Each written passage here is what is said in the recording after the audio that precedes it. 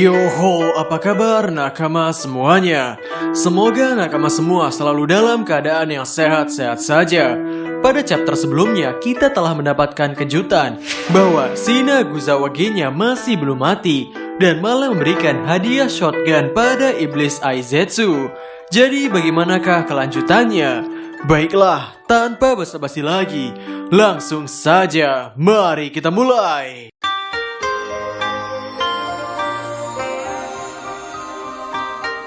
Pada chapter 109 kali ini berjudul Tidak Bisa Mati. Hoho, judul yang sangat menarik. Ternyata di sini Genya secara sengaja mengorbankan dirinya untuk ditusuk demi mendapatkan kesempatan menghancurkan kepala musuh yang dihadapinya. Sekido yang melihat hal itu pun merasa kesal. Lalu Aizetsu yang masih bisa bergerak mencoba untuk mencabut tombak dari perut Genya. Dan terlihat kepala Aizetsu beregenerasi. Lalu ia berkata, "Tidak langsung mati, itu benar-benar menyedihkan. Aku mengincar titik vitalmu agar kau cepat mati. Tapi kau tidak mati saat tombakku tertancap di tubuhmu. Sekarang kau bisa mati dengan..." Perkataan Aizetsu terhenti melihat Genya yang sedang bergumam. Genya berkata, "Dalam Sarasvati, dalam hutan Jeta, dalam tanam Anatapindada, bersama dengan sosok 12 agung." Mendengar hal ini, Aizetsu berkata, "Apa? Aminda Sutra? Kau ini ternyata orang yang taat ya." Lalu Sekido merintahkan Aizetsu untuk menghancurkan kepalanya karena ada kemungkinan Genya masih hidup. Dan Aizetsu pun mulai bergerak untuk menghajar kepala Genya dengan tombaknya. Dan tiba-tiba Genya menghilang dan langsung berada di belakang Aizetsu untuk menebas kepalanya. Genya pun berkata, "Aku akan menebasmu sampai kau mati, serangga tidak berguna." Ketika pedang Genya akan mengenai Aizetsu, Genya terkena serangan listrik dari Sekido. Sambil terjatuh, Genya masih sempat menembakkan shotgunnya kepada Sekido. Namun tembakannya itu ditangkis oleh Sekido. Dan Sekido mulai mempertanyakan ada apa dengan dia, kenapa dia tidak mati. Padahal Aizetsu sudah menyerang titik vitalnya.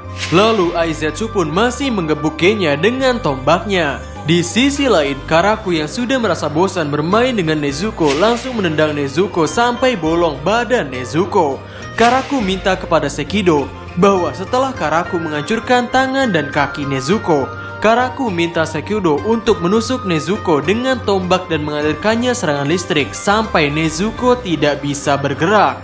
Namun, belum sempat ia melakukan itu, Nezuko membalas tendangan Karaku yang langsung menghancurkan kepala Karaku. Kepala Karaku yang sudah lepas bertanya-tanya dari mana datangnya tendangan yang sangat kuat ini. Lalu, kepala dan badan Karaku mulai terbakar. Selanjutnya, Nezuko yang mendapatkan potongan tangan Karaku yang memegang kipas. Nezuko mengibaskan tangan serta kipas itu kepada Karaku. Dan Karaku pun terbang sangat jauh. Lalu ketika Nezuko ingin mengibaskan kipas itu pada Sekido, bagian tenggorokan Nezuko ditusuk oleh tongkat milik Sekido dan terjadilah serangan listrik kepada Nezuko. Kemudian kita diperlihatkan lanjutan pertarungan dari Tanjiro versus salah satu iblis pembelahan diri dari Hantengu, yaitu Urogi. Terlihat Tanjiro kesulitan dalam melawan iblis yang cepat satu ini. Tanjiro bingung harus melakukan apa. Apakah ia harus kembali ke gedung ke tempat lainnya, atau harus tetap di sini mencoba untuk mengalahkan iblis yang satu ini? Namun, di sini Tanjiro memang mengkhawatirkan kondisi dari Nezuko dan Genya. Kemudian panel berlanjut ke posisi Genya. Di sana Genya berkata, mereka adalah sekelompok arahat agung yang terkenal. Di antara mereka ada Tetua Sariputra, Mahamud Galyana, Mahakatyayana. Aizetsu yang mendengar ocehan Genya masih bertanya-tanya, "Kenapa kau masih hidup? Bagaimana bisa?" Dan Genya pun menjawab, "Fuhahaha, kau penasaran namaku Shinazugawa Genya? Ingat itu adalah nama orang yang akan membunuhmu di sini, sialan." Hoho, chapter 109 selesai sampai di sini. Kemudian pada chapter 110 berjudul Gemerisik di Gubuk Kosong, pada awal chapter memperlihatkan Tanjiro yang sedang memikirkan strategi. Ia berniat untuk memanfaatkan kemampuan terbang musuh agar bisa cepat ke tempat Nezuko dan gengnya yang berada di gedung dekat tempat Tanjiro berada. Lalu, Tanjiro menusuk iblis yang sedang terbang itu, dan Tanjiro menabrakannya ke tempat gedung tujuannya. Dan di sana Tanjiro melihat Nezuko yang sedang disetrum oleh Sekido. Sontak, Tanjiro pun langsung mengambil ancang-ancang untuk menyerang Sekido. Menanggapi itu, Sekido pun berkata, "Sial, pertama Karaku dan sekarang Urogi. Apa yang mereka lakukan semuanya membuatku kesal saja." Ketika Sekido akan menusukkan tongkat listriknya, Tanjiro menahannya dengan kaki milik Urogi. Sengatan listrik itu pun tidak terjadi di sini karena Sekido tidak bisa mengalirkan listrik pada apapun yang mengandung selnya. Sekido pun memuji Tanjiro dengan berkata dalam hatinya, "Intuisi bocah ini hebat. Dia benar-benar tahu bagaimana cara bertarung." Lalu di sisi Tanjiro berkata dalam hatinya, "Aku tidak bisa memotong kepalanya dengan satu tangan.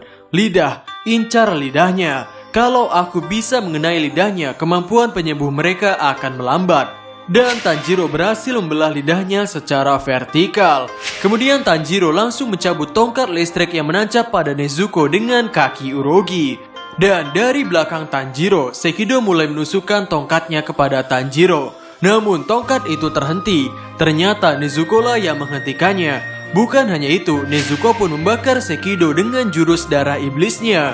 Dan ketika Tanjiro merasa senang karena serangan Nezuko mempan terhadap Sekido, Tanjiro melihat Karaku yang sedang loncat di langit.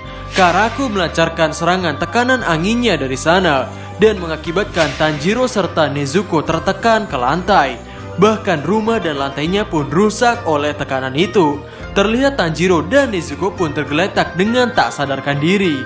Di sisi lain, 3 iblis pembelahan diri Hantengu, yaitu Sekido, Karaku, dan Urogi telah berkumpul di atap. Kemudian di sisi lain memperlihatkan pertarungan Tokito. Terlihat Tokito menebas iblis ikan pot lainnya dan menyelamatkan Kanamori-san.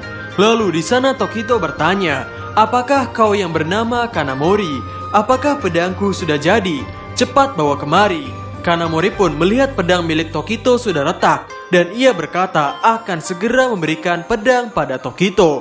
Kanamori pun di sini berkata, "Sebenarnya Tanjiro lah yang meminta kami untuk memperbaiki pedangmu dan dia ingin kau tahu soal itu. Itulah mengapa aku harus mencari penempa pedang pertama."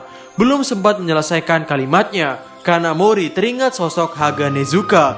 Lalu mereka bergegas untuk pergi ke sana. Dan ketika sampai di sana, Kanamori merasa lega bahwa tidak ada iblis di sekitar gubuk tempat Haga Nezuka bekerja. Kanamori memberitakan Tokito untuk pergi ke tempat kepala desa setelah mendapatkan pedangnya. Namun tiba-tiba Tokito menarik baju Kanamori yang sedang berlari. Tokito di sini merasakan ada yang datang dan benar saja muncullah Gyoko, iblis bulan atas nomor 5. Ia berkata, "Kau menyadarinya ya? Itu berarti kau seorang pilar. Apa sesuatu yang penting ada di gubuk itu? Aku penasaran suara keresakan apa yang ada di dalam sana." Chapter 110 selesai sampai di sini. Hoho, sungguh chapter yang penuh dengan pertarungan. Belum selesai pertarungan dengan komplotan Hantengu. Malah di sisi Tokito sepertinya akan memulai pertarungan sengit antara pilar melawan iblis bulan atas nomor 5. Kira-kira bagaimanakah kelanjutannya? Nantikan di Zona Manga. Jadi, sampai ketemu lagi dan terima kasih banyak.